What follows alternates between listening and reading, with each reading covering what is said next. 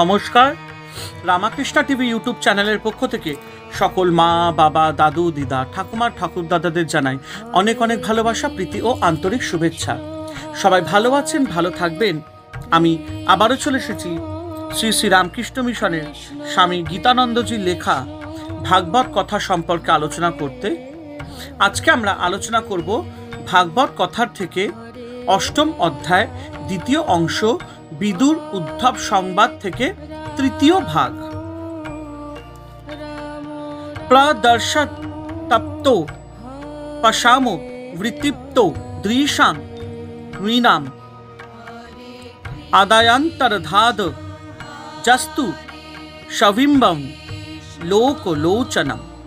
অর্থাৎ ভগবান শ্রীকৃষ্ণ অন্যান্য সাধারণ মনোহর মূর্তিতে লোকের সামনে অবস্থিত ছিলেন, কিন্তু যাদের তপস্যার তেমন জোর ছিল না, যারা তেমন তপস্যা করেননি, তারা শ্রীকৃষ্ণের মনোহর মূর্তি দর্শনে পরিতৃপ্ত হবার আগেই ভগবান তার শ্রীমূর্তি সম্বরণ করে অন্তর্হিত হলেন।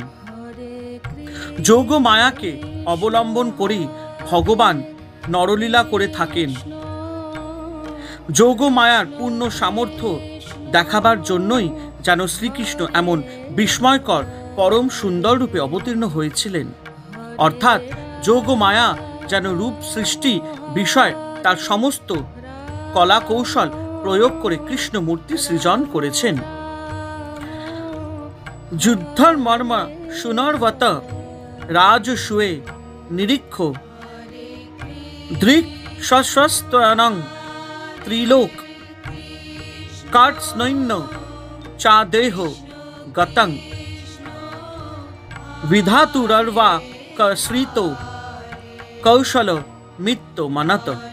অর্থাৎ মহারাজ যুধিষ্ঠিরের রাজসূয় যজ্ঞে সমস্ত দেশের রাজারা নিমন্ত্রিত হয়ে এসেছিলেন। সেই রাজসভায় শ্রীকৃষ্ণের পরম সুন্দর, পরম আনন্দদায়ক মূর্তি দেখে সকলে অবাক বিস্ময় ভেবেছিলেন যে মনুষ্য সৃষ্টি বিষয় বিধাতা তার সমস্ত নৈপুণ্য প্রয়োগ করে যেন কৃষ্ণকে তৈরি করেছেন। উদ্ধব প্রথমে শ্রীকৃষ্ণের পরম সুন্দর রূপের বর্ণনা করেছেন।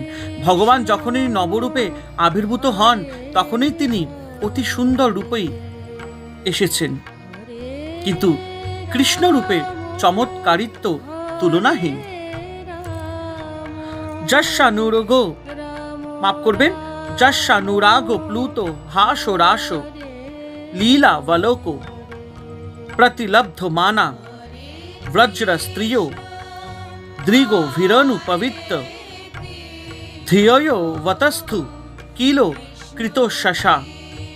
অর্থাৎ শ্রীকৃষ্ণের অনুরাগপূর্ণ হাস্য পরিহাস সাদর সম্ভাষণ এবং নানা মনোহর লীলা বিলাসে বজ্র স্ত্রীরা এমনই তদগত প্রাণা তন্মনা হয়েছিলেন যে তাদের যে আরও কিছু জাগতিক কর্তব্য কর্ম বাকি রয়েছে তা সম্পন্ন করার দিকে তাদের নজরেই ছিল না। অর্থাৎ তারা শ্রীকৃষ্ণে এমনই তন্ময়তা লাভ করেছিলেন যে জাগতিক আর কোনো বিষয় তাদের কোনো লক্ষ্য ছিল না। ভগবান কেন পৃথিবীতে অবতীর্ণ হন? ভগবান কেন পৃথিবীতে অবতীর্ণ হন, কেন তিনি তার মূর্তি জগতে প্রকট করেন, তার কারণ হিসেবে উদ্ধব বলছেন, শান্ত রূপেষ্বিতর স্বরূপৈ রভধর্মানে স্বনুকম্পিতাত্মা পরাবরেশ মহোদংশযুক্ত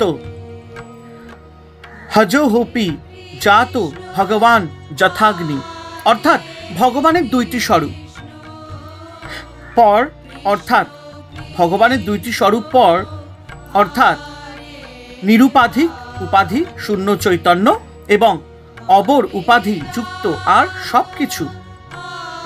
অর্থাৎ হিরণ্য গর্ভ থেকে জীব জগৎ সবকিছুই হচ্ছে অবর, বিশুদ্ধ চৈতন্য পর এবং হিরণ্যগর্ভ জীব জগৎ অবর, সবই ভগবানের বিভিন্ন রূপ। এই জগতে যত শান্ত সত্য গুণাত্মক এবং অশান্ত অর্থাৎ রজ এবং তমগুণাত্মক যত মূর্তি রয়েছে সে সমস্তই তিনি। জগতে ভালো মন্দ যা কিছু রয়েছে সবই শ্রী ভগবানের এক রূপ। কিন্তু যখন তার অশান্ত মূর্তিগুলি রজ এবং তমগুণাত্মক দুষ্ট লোকেরা তার ওই শান্ত মূর্তিগুলোকে অর্থাৎ সৎ লোকেদের উপর অত্যাচার করে, তখন ভগবানের হৃদয়ে দয়ার সঞ্চার হয় এবং তিনি জন্মরহিত হয়েও প্রকৃতির সহযোগে জন্ম পরিগ্রহ করেন। একটি উপমা দেওয়া হয়েছে, কাষ্ঠের মধ্যে অগ্নি যেমন সব সময় গুপ্ত অবক্ত রূপে থাকে এবং বিশেষ কারণে সে কাষ্ঠ প্রজ্বলিত হয়, সেই রকম নিত্যসিদ্ধ ভগবান প্রকৃতির সহযোগে কৃপাতে দেহ ধারণ করে অবতীর্ণ হন। কংস, জরাসন্ধ, শিশুপাল প্রভৃতি ভগবানের অশান্ত রূপগুলির অত্যাচারে যখন সৎ লোকেরা অত্যাচারিত হয়েছিল, তখন ভগবান তারই শান্তরূপী শিষ্টদের রক্ষার জন্য যোগমায়াকে অবলম্বন করে বসুদেবের গৃহে জন্মগ্রহণ করেছিলেন এবং তারই অশান্তরূপী অসুরদের বিনাশ করে আবার তিনি তার নিত্যধামে চলে গেছেন। হরে কৃষ্ণ কৃষ্ণ কৃষ্ণ হরে হরে, হরে রাম রাম রাম হরে হরে। জয় শিব শম্ভু, জয় দেবী দুর্গা দুর্গাতি নাশিনী, জয় মা কালী।